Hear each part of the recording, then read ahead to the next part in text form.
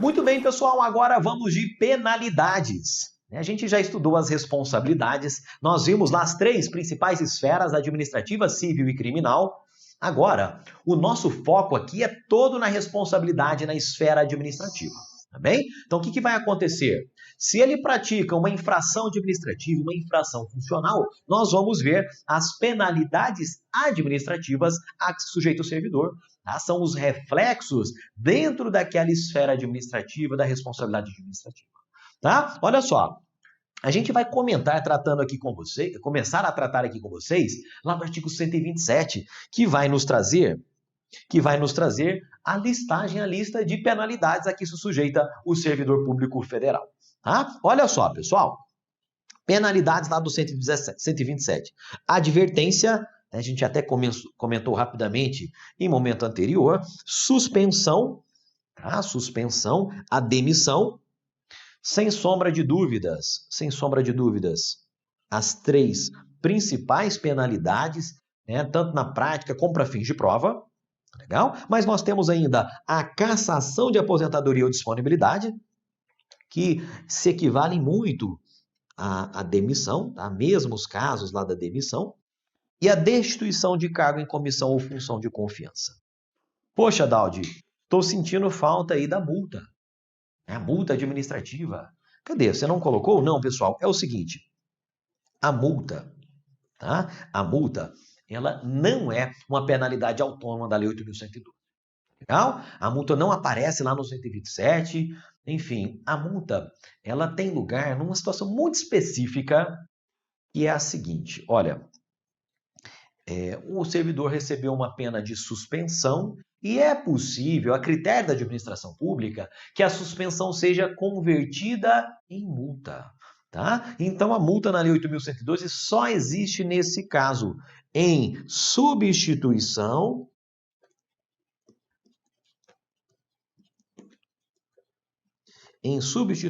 à suspensão.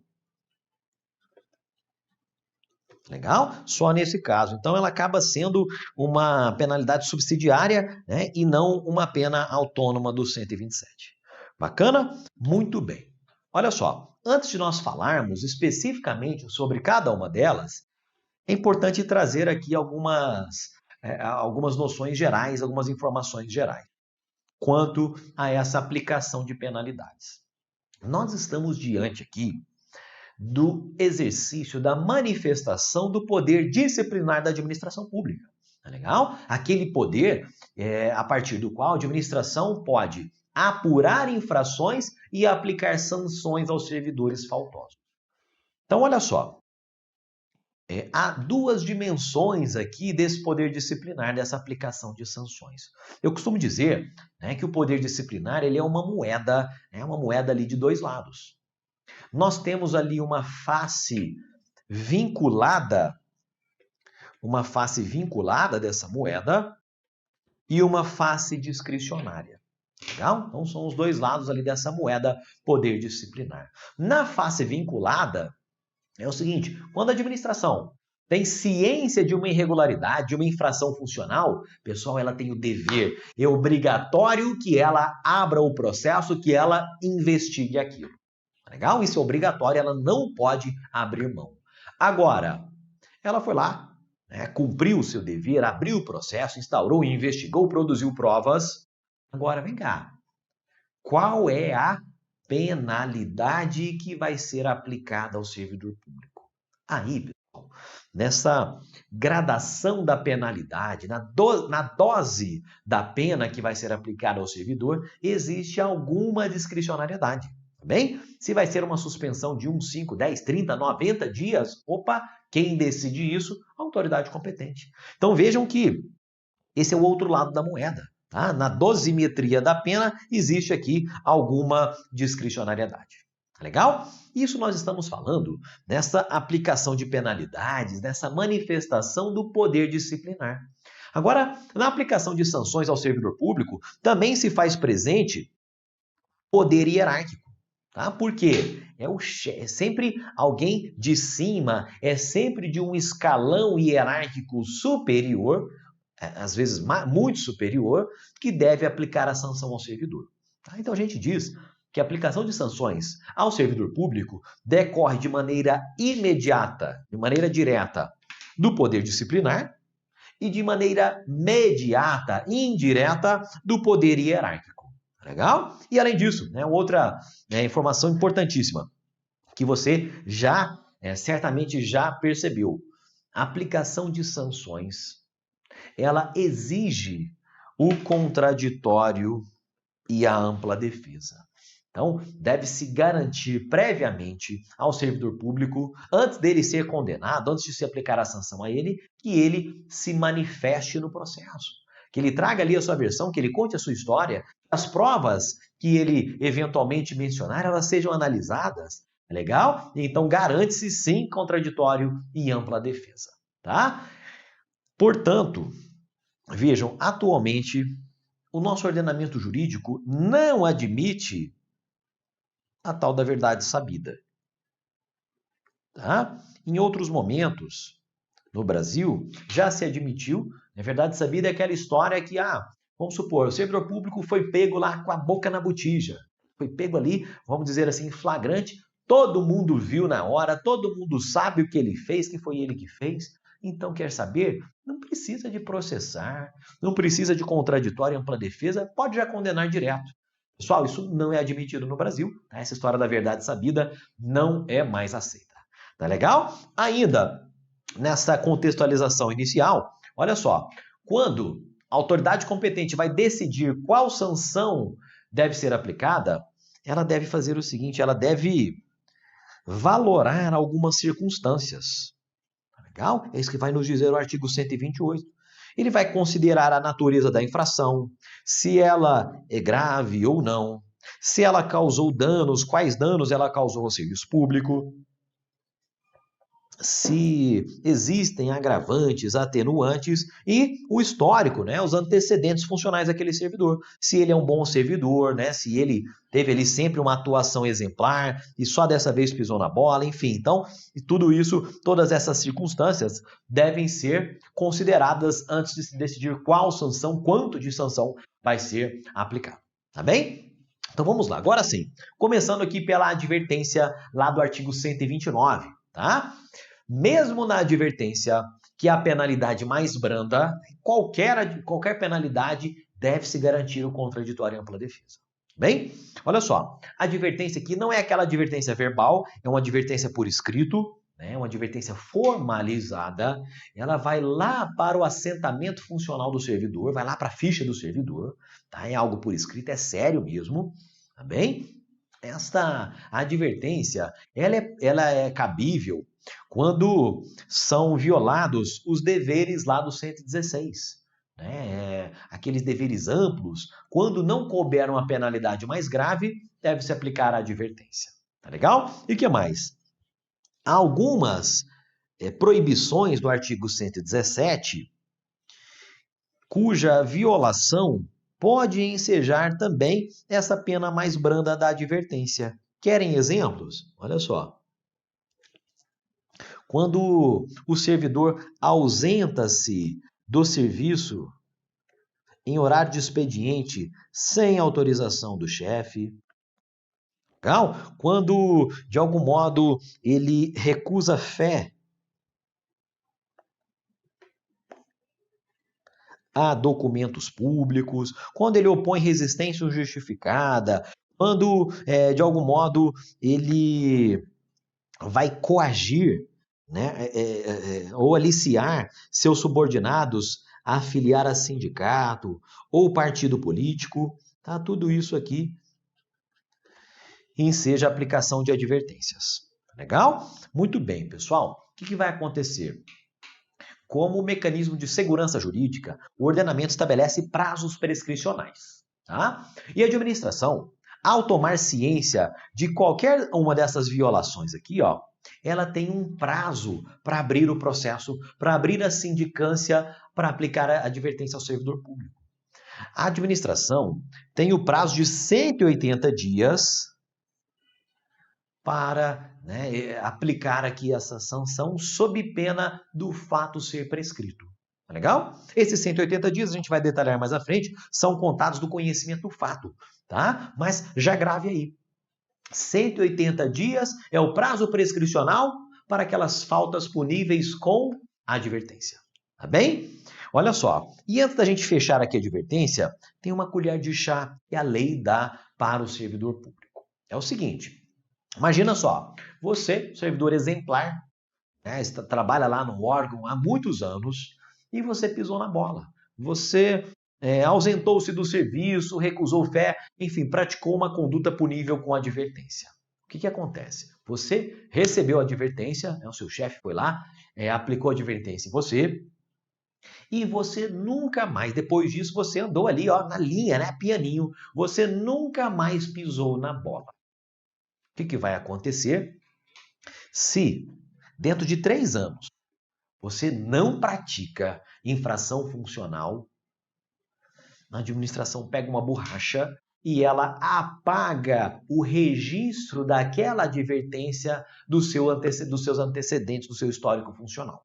Legal? A gente vai detalhar isso mais à frente, mas para você já perceber isso aí, né, 3 anos para ter o registro da advertência apagada. Bem, 180 é o prazo prescricional, esse prazo aqui cai bastante em provas, a gente tem que ficar atento aí. Do outro lado, ao lado da advertência, assim, antes da suspensão, né, vamos fazer aqui essa questão de prova. Olha só, considere as seguintes condutas, né? Considere as seguintes condutas. Recusar fé a documentos públicos, tá? Recusar fé a documentos públicos, opor resistência injustificada ao andamento de documento e processo ou execução de serviço, opor resistência injustificada, ou revelar segredo do qual se apropriou em razão do cargo. Muito bem, pessoal. E a questão quer saber quais destas 3 condutas elas são passíveis de advertência, tá?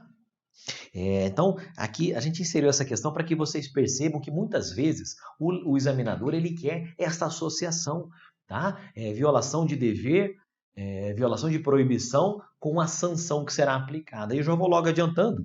A gente já pode perceber que as 2 primeiras são menos graves do que a terceira. Né? Recusa fé a documento, opõe resistência justificada ao andamento de processo, a Lei 8.112 que considera que as duas primeiras aqui, letra 1 e 2, são puníveis com advertência, já a terceira não. Legal? Agora sim, vamos lá. Suspensão, né? A suspensão ela é tratada lá no artigo 130 da Lei 8.112.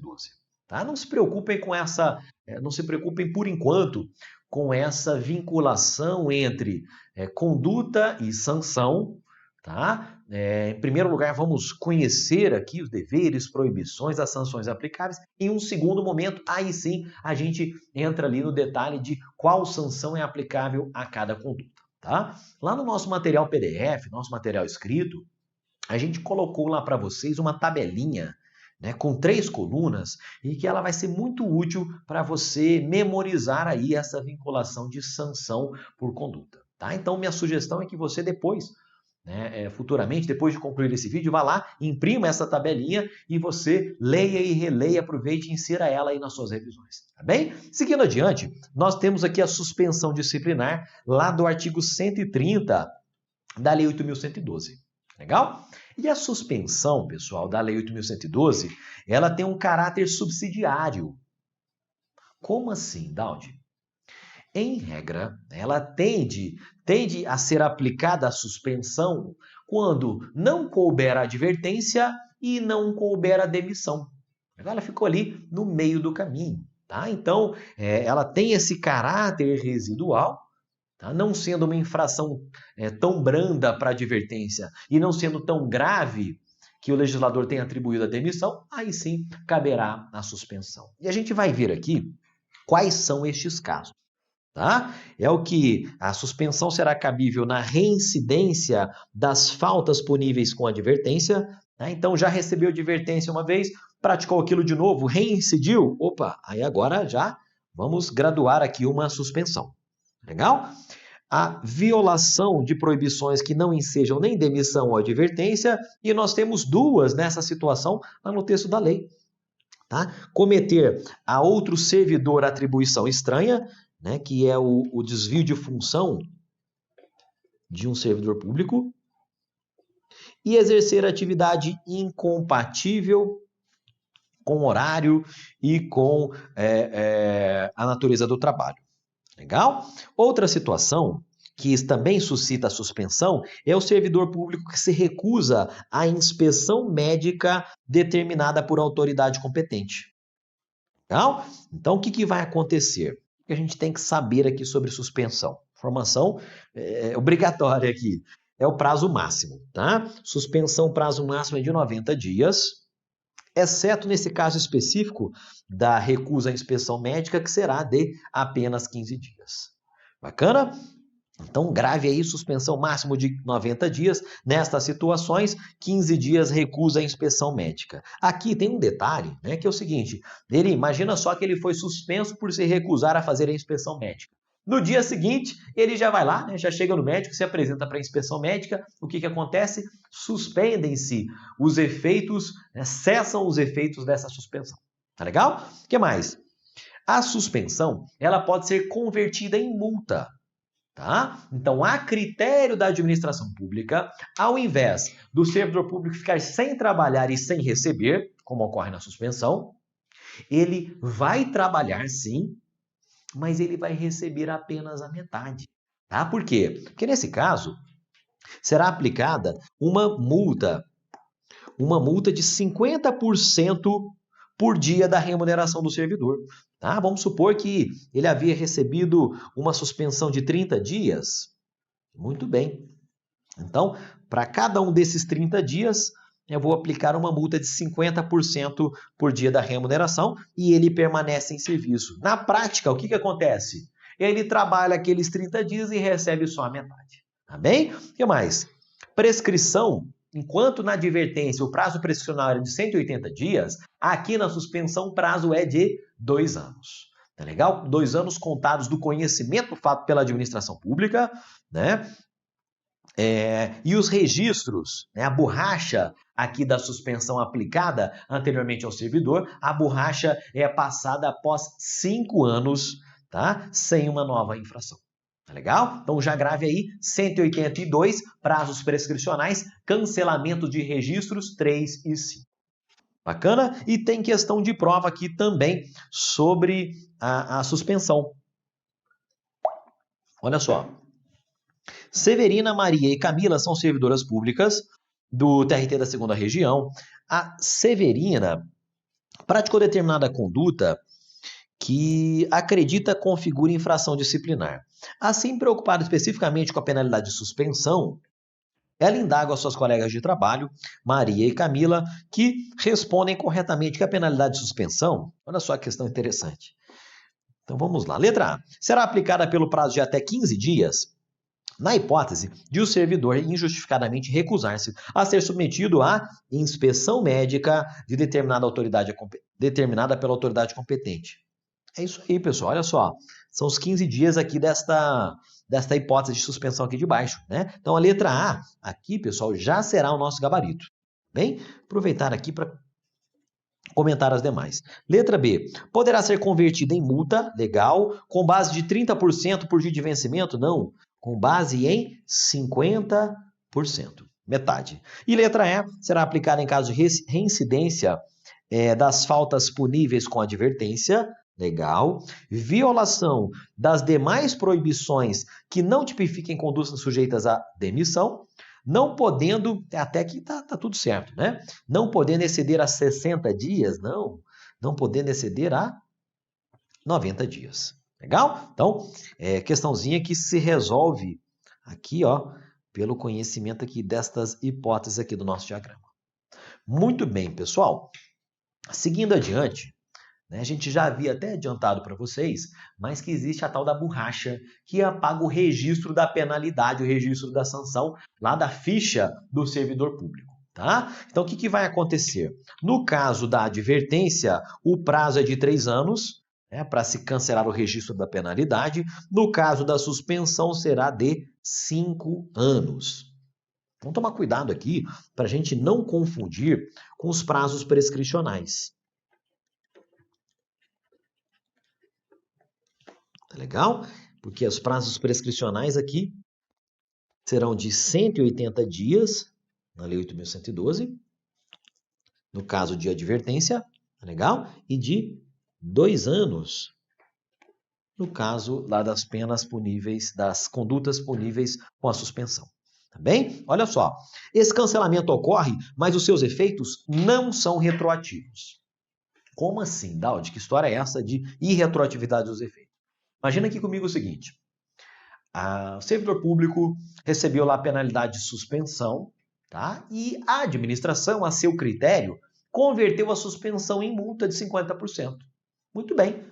Né? 3 anos depois, aquele registro da suspensão é cancelado. Tudo bem. Vem cá.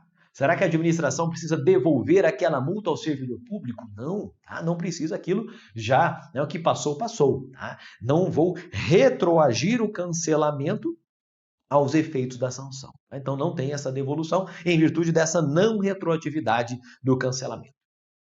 Muito bem, a gente vai encerrar esse bloco aqui e no próximo nós vamos retomar justamente a partir da demissão.